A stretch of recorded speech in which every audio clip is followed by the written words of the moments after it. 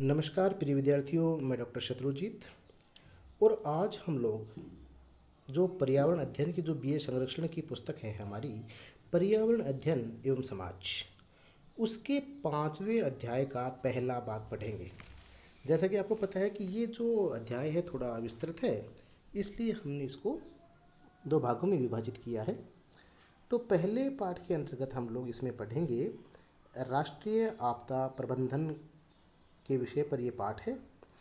आदरणीय पर्यावरण प्रबंधन का मुख्य लक्ष्य है मानवीय प्रक्रियाओं को कम करना जो पर्यावरण को प्रभावित करती है, यानी यूँ समझिए आप कि प्रदूषित करती है और पर्यावरण की जो गुणवत्ता को प्रभावित करती है तथा जो पारिस्थितिकी में असंतुलन पैदा करती है।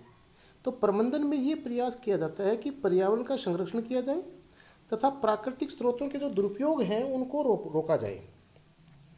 तो इस संदर्भ में यदि हम लोग बात करें तो पर्यावरण अवयवों का विकास किया गया है। वे इस प्रकार हैं भाई: पर्यावरणीय नियोजन करना, पर्यावरण की स्थिति का मूल्यांकन करना, पर्यावरण पर होने वाले प्रभाव का आकलन करना तथा पर्यावरण संरक्षण के लिए कानून व्यवस्था तथा प्रशासकीय प्रयास करना। अब जो पर्यावरण प्रबंधन की आवश्यकता है वो क्यों है?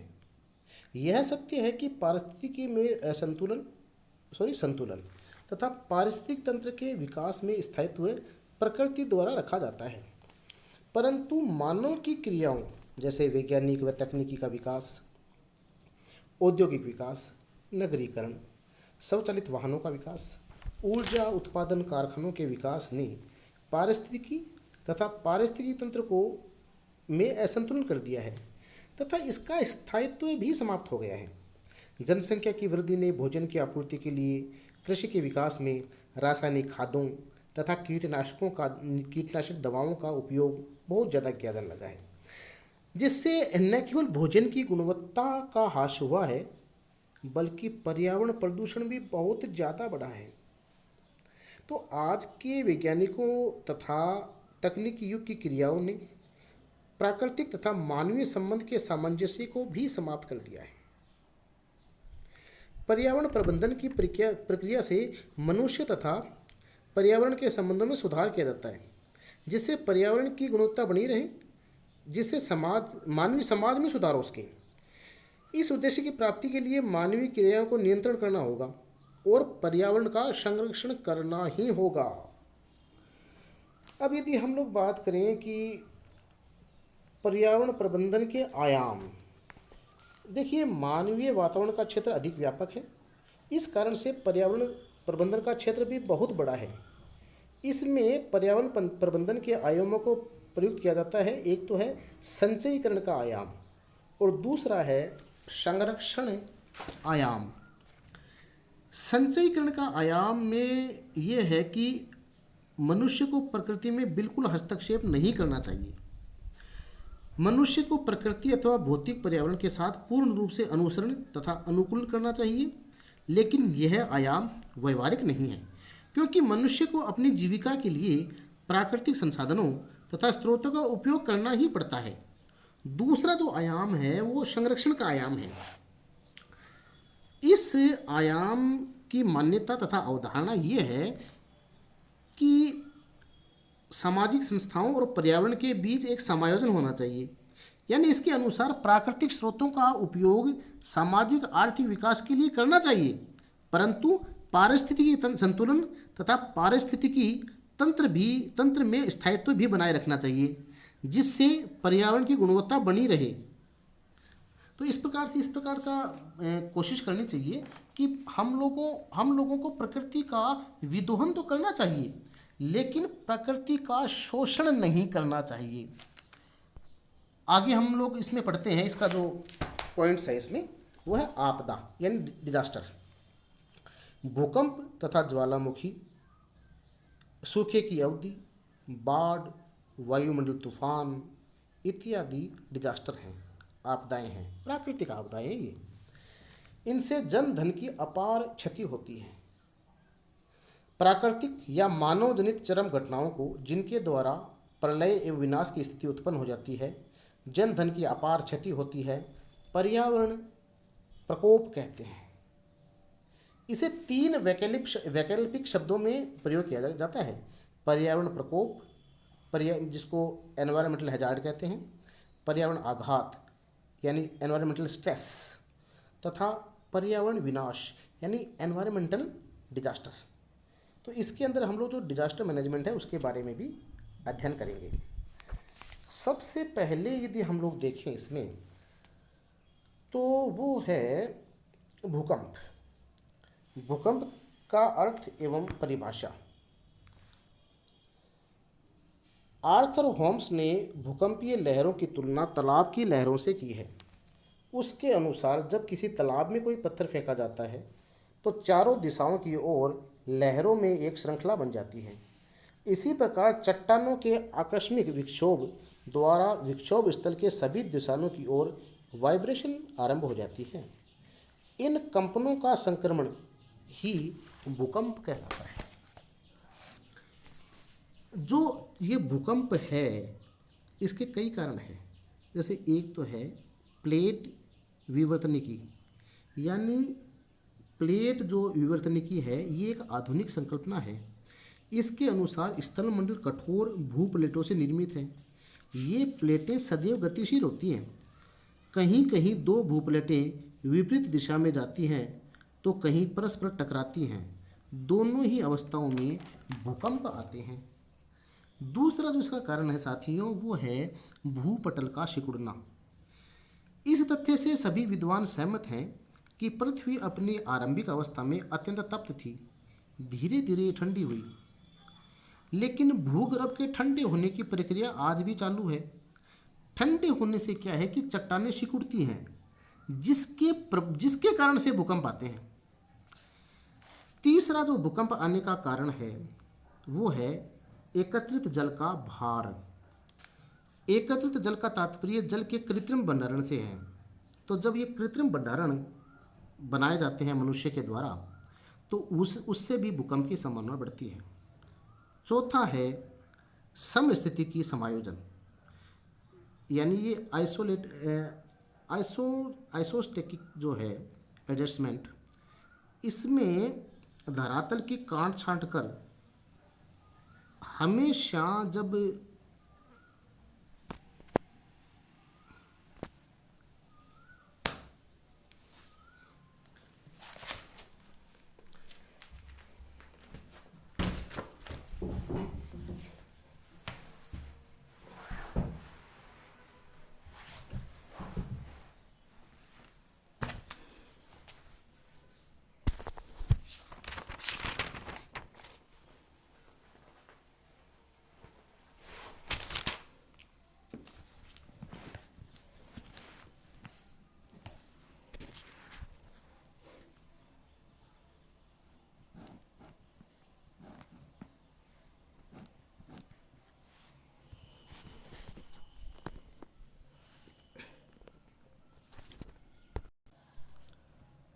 यानी कहने का मतलब कि जो बहिर्जात शक्तियाँ धरातल की काट छाट कर संतुलन को सदैव नष्ट करने में सघन रहती है। इस संदर्भ में नदियों का कार्य अति महत्वपूर्ण है। भूपटल पर विभिन्न प्रकार की स्थलाकृतियाँ, चाहे वो पर्वत हो, पठार हो, मैदान हो, समुद्र हो, आदि के मध्य सदैव एक संतुलन पाया जाता है। धरातल अपरदित कर नदियाँ अवसाद को सागर की तलहटी में निरंतर जमा करती रहती है। इसके कारण सागर की तलहटी अवसादों के भार के कारण नीचे की ओर खिसकती है और इसलिए भी भूकंप उत्पन्न होते हैं। अगला कारण इसका जो प्लूटोनिक काजेज है, वितलीय कारण, उसके बारे में हम चर्चा करते हैं। उसकी बात यह है कि कुछ विद्वान लगभग 250 से 700 किलोमीटर की गहराई में भूकंप का केंद्र मानते हैं। उन्हें वितलीय भूकंप कहते हैं। हालांकि इनकी बारे में अभी तक कोई ज़्यादा जानकारी नहीं मिली है, लेकिन इसके कारण भी पृथ्वी पर भूकंप आते हैं। अन्य कारणों में जो भूकंप के अन्य कारण हैं उनकी बात करें तो भूकंपों की उत्पत्ति के इन मुख्य कारणों के अलावा जैसे समुद्र तटीय में किल्फ का टूटकर समुद्र में गिरना, हिम नदियों का टूटकर गिरना, पर्वतीय क्षेत्रों में आकस्मिक भूस्खलन, चूने के प्रदेश कंदराओं की छतों का अकस्मात गिरना, तटवर्ती क्षेत्र के सागर की लहरों का तट से टकराना, इन कारणों से भी भूकंप आते हैं। इसके अलावा जो हम लोग बात करें कि भूकंप के जो प्रभाव हैं या भूकंप प्रकोप के जो प्रभाव हैं उनकी यदि हम लोग बात करें तो हम लोग देखते हैं कि भूकंप के कारण से जो मानवकृत संरचनाएं हैं उनको क्षति पहुंचती है, यानी भवन है, रेल है, सड़क, पुल, बांध, कारखाना आदि को भारी क्षति होती है। इस तरह से भूकंप द्वारा मानवीय संपत्ति का भारी नुकसान होता है। शहरों एवं नगरों में क्षति होती है। इसके अलावा ढाल अस्थिरता, ढाल विफलता तथा भूमिस्खलन भी होता है। मानव जीवन तथा संपत्ति की तबाही होती है। अग्निकांड भी होते हैं और भूकंप के कारण से सुनामी तरंगों की उत्पत्ति भी होती है। भूकंप के कारण से बांध टूट जाते हैं जिसके कारण से बहुत ज़्यादा बाढ़ आ जाती है। तो ये इस प्रकार से भूकंप से बहुत ज़्यादा ये भूकंप की जो आपदा है बहुत खतरनाक आपदा है और बहुत समस्याएं उत्पन्न हो जाती हैं। दूसरा है ज्वालामुखी प्रकोप। ज्वालामुखी की उद्गार भी आपदापन प्राकृतिक पार्थिव प्रकोप का महत्वपूर्ण उदाहरण है, परंतु ज्वालामुखी भूकंप प्रकोप के विपरीत प्रकोप तथा आपदा भी होता है और साथ ही मानव जीवन के लिए वरदान भी होता है, क्योंकि एक तरफ तो ज्वालामुखी के अचानक प्रचंड उद्गार तथा उससे निकलने वाला लावा बस्तियां, कृषि, मानव संपत्ति आदि को नष्ट करता है, कितने ही लोग मर जाते हैं। लेकिन दूसरी तरफ ज्वालामुखी लावा के कारण जो उर्वर मिट्टी यानी काली मिट्टी का निर्माण भी होता है, जिसके कारण से इससे लाभ होता है। यदि हम लोग बात करें ज्वालामुखी प्रकोप के बारे में बात करें तो हम लोग देखेंगे कि ज्वालामुखी दो प्रकार की होती हैं। उद्गार के आधार पर इनको दो प्रकार का माना गया है। नंबर एक है विस्फोटक प्रकार के उद्गार वाले ज्वालामुखी। इनका उद्गार धरातल के नीचे से उठने वाली विस्फोटक गैसों के कारण धरातलीय सतह के टूटने से एक संकरी छिद्र के सहारे होता है। इस तरह के ज्वालामुखी सर्वाधिक विध्वंसक होते हैं। और दूसरे प्रकार के ज्वालामुखी हैं दरारी उद्गार वाले ज्वालामुखी। इस प्रकार के ज्वालामुखियों का उद्गार लंबी दरारों के सहारे शांत रूप में होता है तथा भारी मात्रा में लावा के आगे बढ़ने तथा फैलने की गति, लावा की प्रकृति, लावा के आयतन, उसके तापमान तथा घनत्व एवं धरातलीय सतह के ढाल पर निर्भर करती है।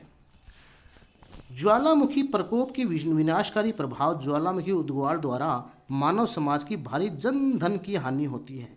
विस्फोट, उद्गार, लप्त लावा के प्रवाह, पदार्थों की गिरने, अग्निकांड, विषाक्त गैसों की निर्मुक्ति तथा मानवकृत संरचनाओं जैसे भवनों, कारखानों, रेलों, सड़कों, हवाई अड्डों, बांधों, जलाशयों, वनों, मानव संपत्ति, जंतुओं तथा मानव जीवन की अपार हानि होती है।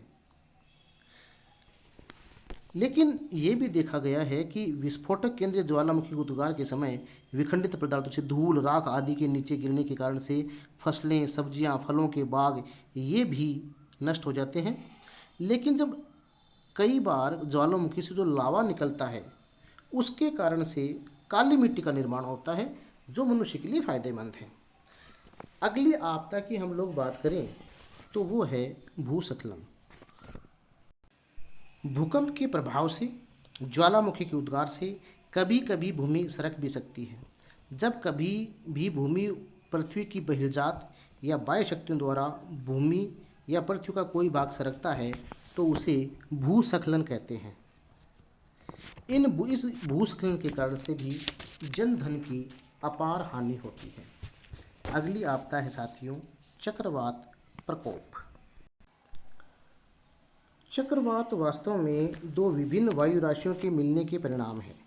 मध्य अक्षांशों में इस प्रकार सम्मिलित विशेष रूप से देखने में आता है। चक्रवात जिस स्थान से होकर गुजरते हैं वहाँ की ऋतु को विशेष रूप से प्रभावित करते हैं।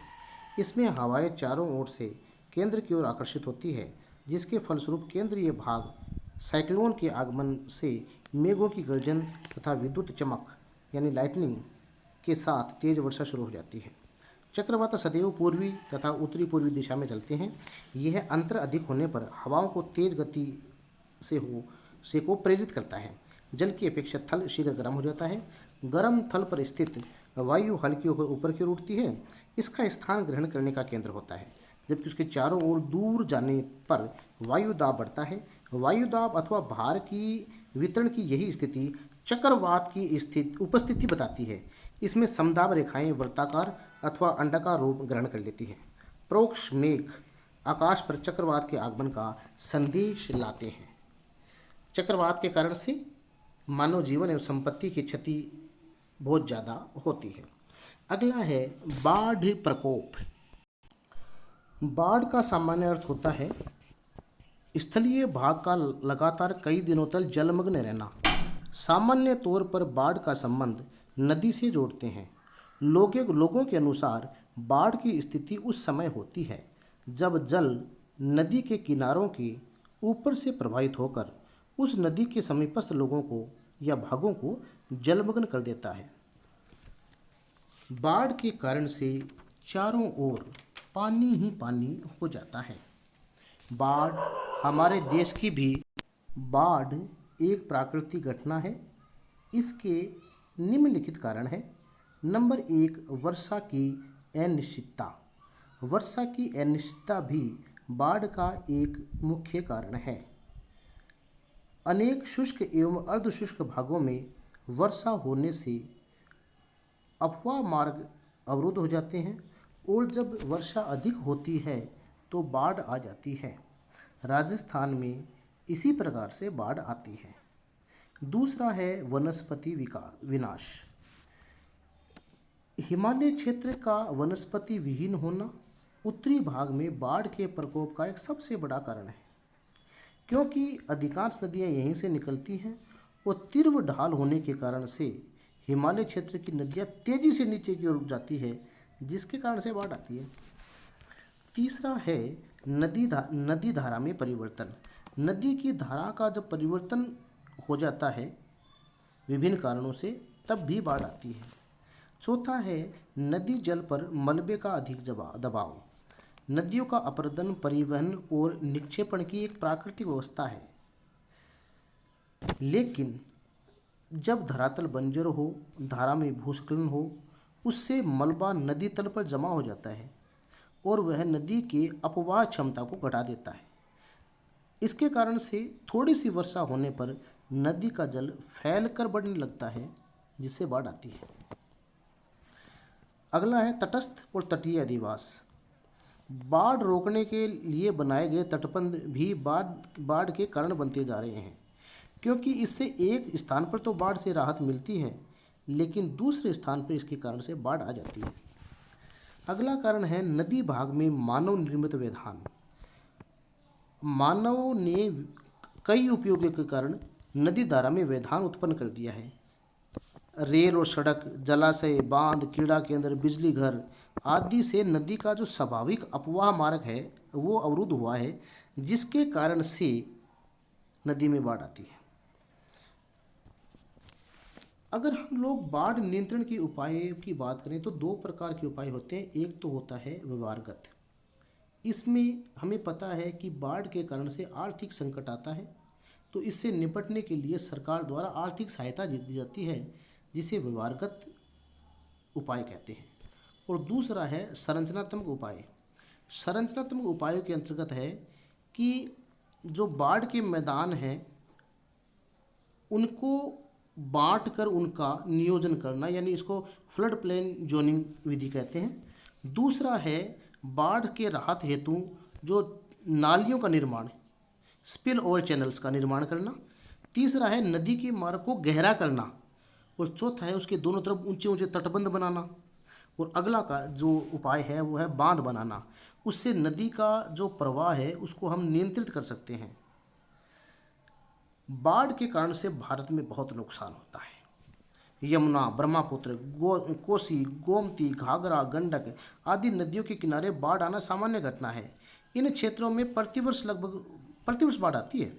बाढ़ आपदा की लगभग 60% हानि केवल गंगा बेसिन के क्षेत्र से मिलती है। बिहार, पश्चिमी बंगाल, पूर्वी उत्तर प्रदेश तथा असम की नदियों में भी अक्सर बाढ़ आती रहती है और इससे जान माल का बहुत नुकसान होता है।